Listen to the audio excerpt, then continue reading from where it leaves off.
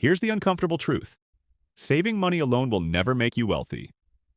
While your savings account earns 0.01% interest, inflation is running at 3% or higher. You're not preserving wealth, you're losing it in slow motion. Meanwhile, the stock market has averaged 10% annual returns over the past century.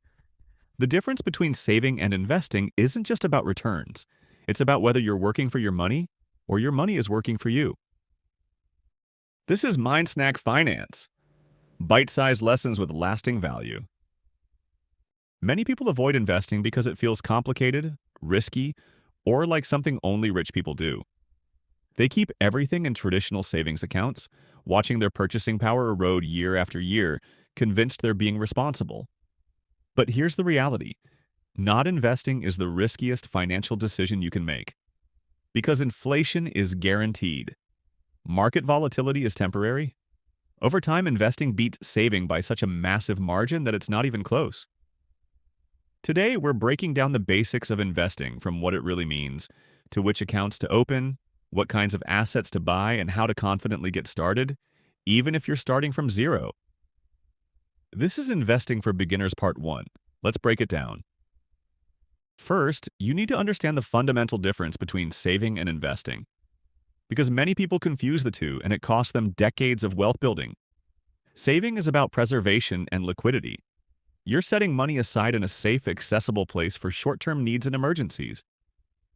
Savings accounts, high-yield savings accounts, money market accounts, these are saving vehicles. Your money is protected, insured by the FDIC up to $250,000 and available whenever you need it. The trade-off? Minimal growth. You might earn 2% to 4% in a high-yield savings account, which is decent. But historically, savings rates in traditional saving accounts are much lower, often 0.001% to 1%. Investing, on the other hand, is about growth and wealth building. You're putting money into assets that have the potential to increase in value over time. Stocks, bonds, real estate. Your money is not immediately accessible without selling the investment. There's risk. Values can go down in the short term. But over long periods, investing has consistently outpaced both savings and inflation by enormous margins.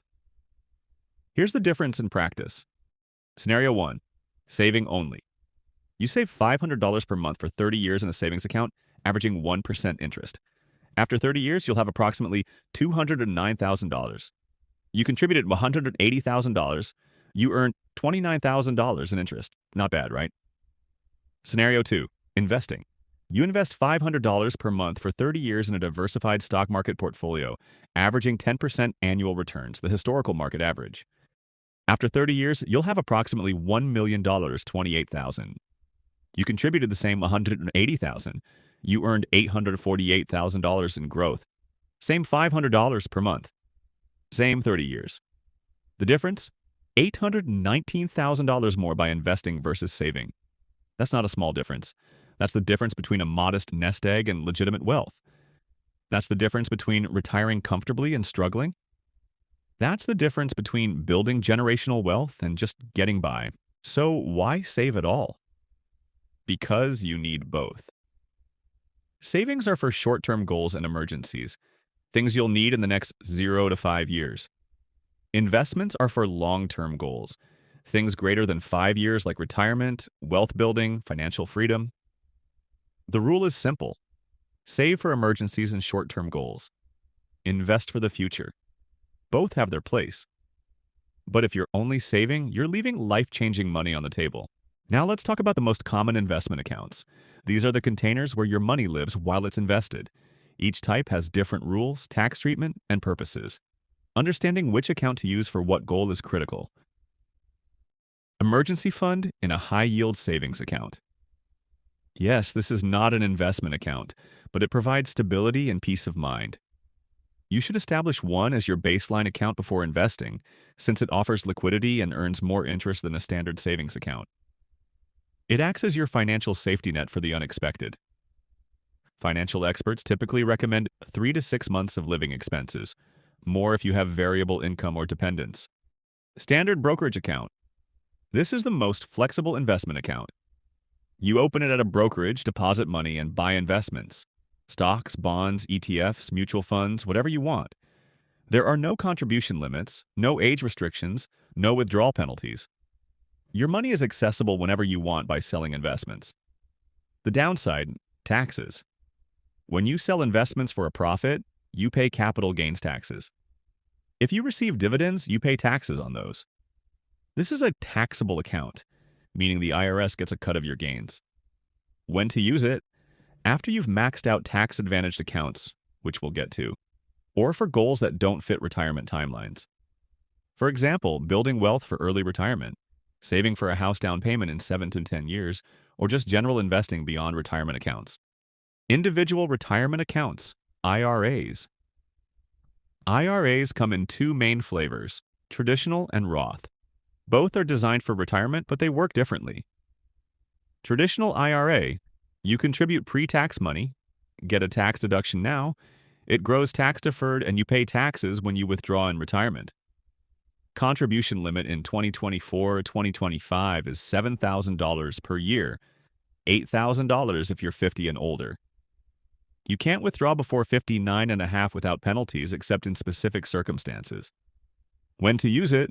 If you want to reduce your taxable income now and expect to be in a lower tax bracket in retirement, Roth IRA. You contribute after-tax money, no deduction now.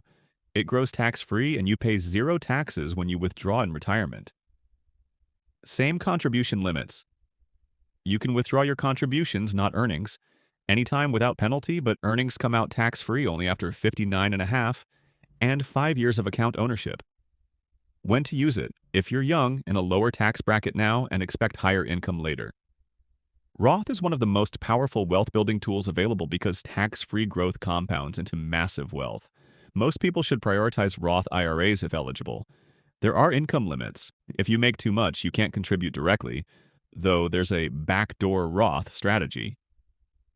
Employer retirement accounts, 401k, 403b, 457b.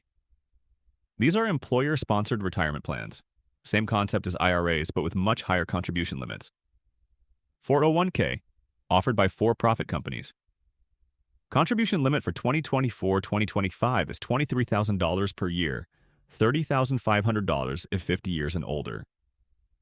Often comes with employer matching up to a certain percentage of your contributions. For example, up to 5% of your salary. This is free money you should never leave on the table. 403b, nonprofit version of a 401k. Same limits, same concept for teachers, healthcare workers, religious organizations, etc. 457b, government employee version. Unique perk, no early withdrawal penalty if you leave your job, even before 59 and a half. All three come in traditional, pre-tax contributions, taxed withdrawals, and Roth, after-tax contributions, tax-free withdrawals. Versions if your employer offers it. When to use them? Always contribute enough to get the full employer match. That's an instant 50% to 100% return. Then decide whether to max these or prioritize IRAs based on your situation. Health Savings Account, HSA. This is the most tax-advantaged account that exists, but it's only available if you have a high-deductible health plan, HDHP. The triple tax advantage. 1. Contributions are pre-tax, tax deduction. 2. Growth is tax-free. 3. Withdrawals for qualified medical expenses are tax-free. Contribution limits for 2024-2025, $4,150 individual, $8,300 family. Unlike FSAs, HSA money rolls over forever. It's yours to keep. It never expires. The strategy? Don't use your HSA for current medical expenses if you can avoid it. Pay medical bills from your checking account, invest your HSA aggressively, and let it grow tax-free for decades. In retirement, medical expenses are massive, and you'll have a tax-free pot of money to cover them.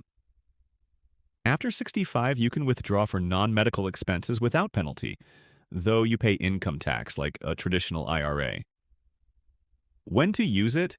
If you have access to an HDHP, max this out. It's one of the best wealth-building tools available. 529 Education Savings Plans. These are state-sponsored accounts designed for education expenses. college, trade schools, K-12 tuition, up to $10,000 per year. Contributions are made with after-tax money, no federal deduction, though some states give tax breaks. Growth is tax-free and withdrawals for qualified education expenses are tax-free. When to use it? If you're saving for a child's education. The earlier you start, the more growth you capture. Some states offer matching contributions or tax deductions, making these even more powerful. One caveat: if your child doesn't use the money for education, withdrawals are subject to income tax plus a 10% penalty on earnings. But you can change beneficiaries to another family member, or even yourself if you want to go back to school. We covered the most common investment accounts for beginners.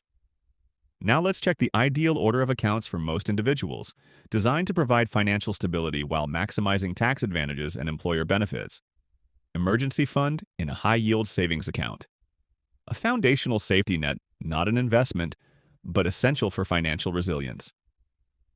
401k, 403b, or 457b, contributions up to employer match. The employer match is essentially free money. Not taking full advantage is leaving free money on the table. Max out Roth IRA. Contribute up to $7,000 a year or $8,000 if 50 years and older. Enjoy tax-free growth and withdrawals in retirement. Health Savings Account, HSA, if eligible. Offers triple tax benefits, tax-deductible contributions, tax-free growth, and tax-free withdrawals for qualified medical expenses.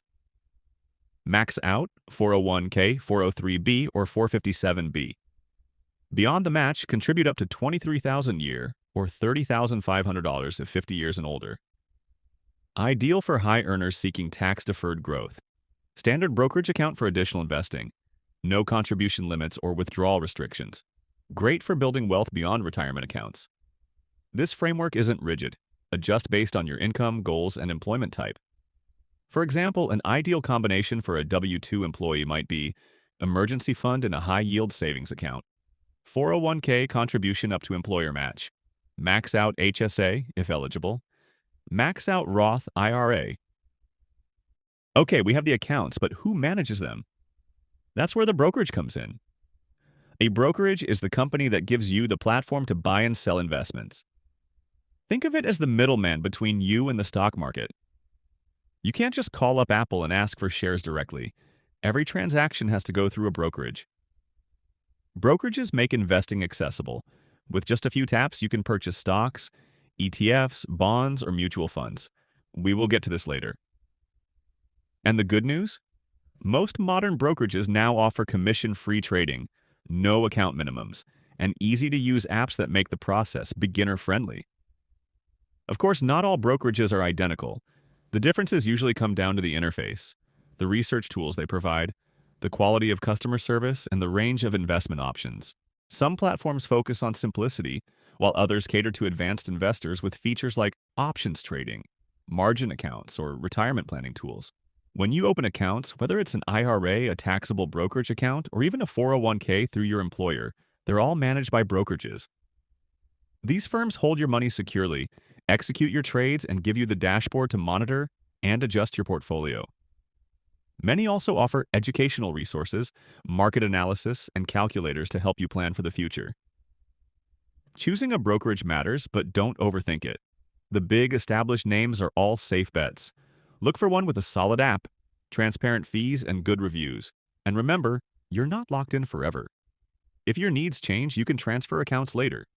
The key is to start with a trustworthy brokerage so you can build your investment journey with confidence. Wow, that was a lot to take in. Don't worry, we'll dive into part 2 of investing for beginners in the next video.